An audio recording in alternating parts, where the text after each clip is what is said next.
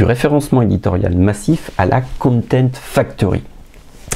Dans la méthode que je vous décris, la méthode 100% SEO que nous avons mise au point au sein de l'agence, je défends la thèse appuyée par des résultats d'expérimentation, qu'il faut rédiger des milliers d'articles de contenu si on veut exploiter 100% de son potentiel référencement. Sachant que pour quasiment n'importe quelle activité, il y a au moins plusieurs milliers de mots-clés qui sont différents, qui sont tapés par les internautes qui rentrent dans la cible. Et quand je dis au moins plusieurs milliers de mots-clés pour les très gros sites, c'est beaucoup plus que ça.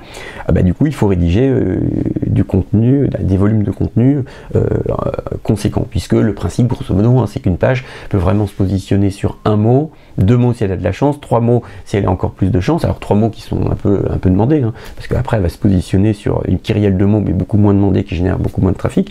Mais en gros, si on a des milliers de mots-clés qui sont tapés par les internautes, il faut des milliers de pages en face.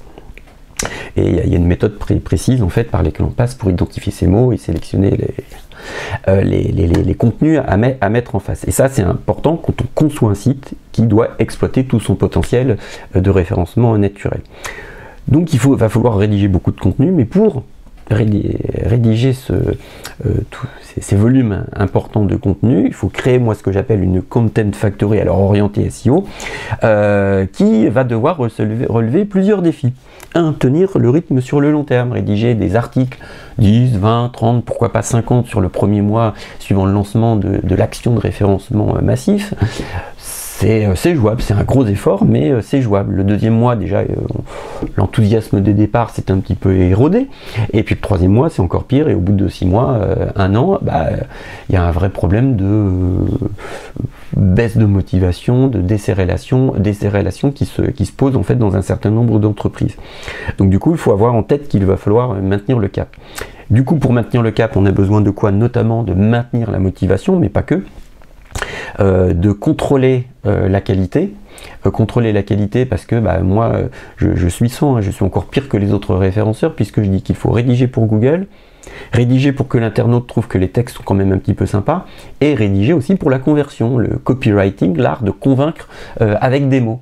Et donc du coup, si on doit penser avoir ces 3 éléments là pour le coup en tête à chaque fois que l'on rédige, c'est plus difficile. C'est possible, mais c'est plus difficile.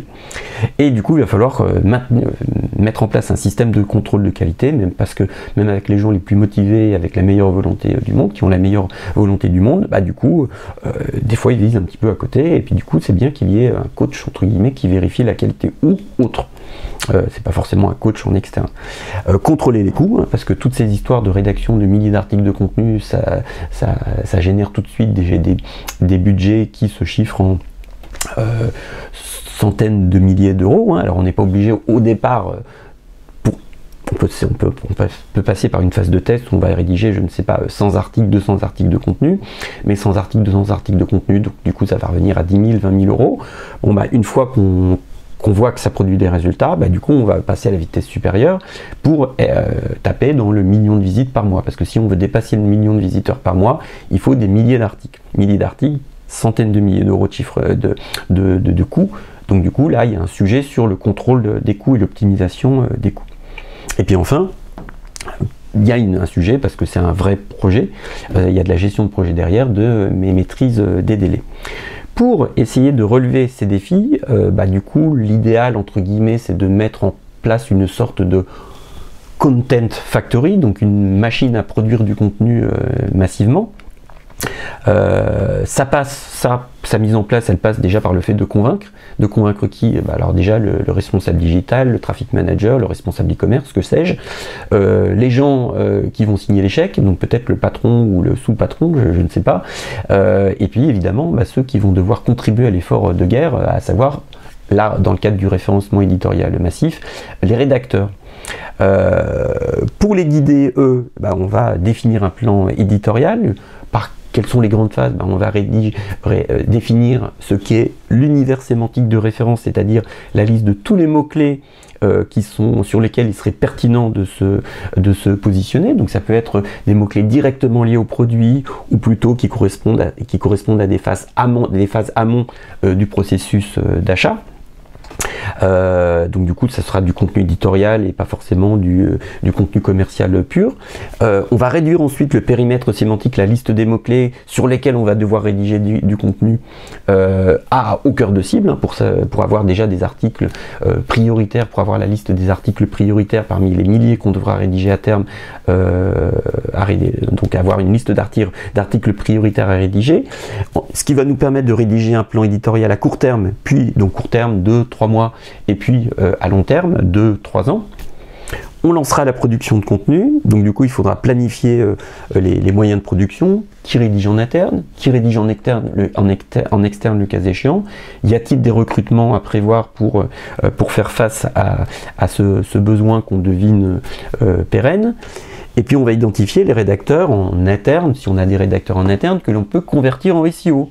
Il y a des règles assez précises hein, pour faire plaisir aux algorithmes de Google, faire plaisir à l'internaute, pour faire en sorte que le texte soit un petit peu sexy et séduisant, et puis convaincre l'internaute, c'est l'art du copywriting, l'art de convaincre, de persuader avec des mots, de s'intéresser à notre offre commerciale. Et ça vaut évidemment beaucoup pour le contenu éditorial, non commercial, mais ça vaut même pour le contenu commercial. La plupart des fiches produits des sites d'e-commerce aujourd'hui, ou des sites qui présentent des offres de services, mettent en avant les caractéristiques techniques, vendent la sauce un peu comme un vendeur pourrait le faire, et en réalité, si on veut maximiser le taux de conversion en fait, d'une page commerciale, même d'une page commerciale, il y a des techniques de rédaction pour le coup à utiliser, des techniques de copywriting.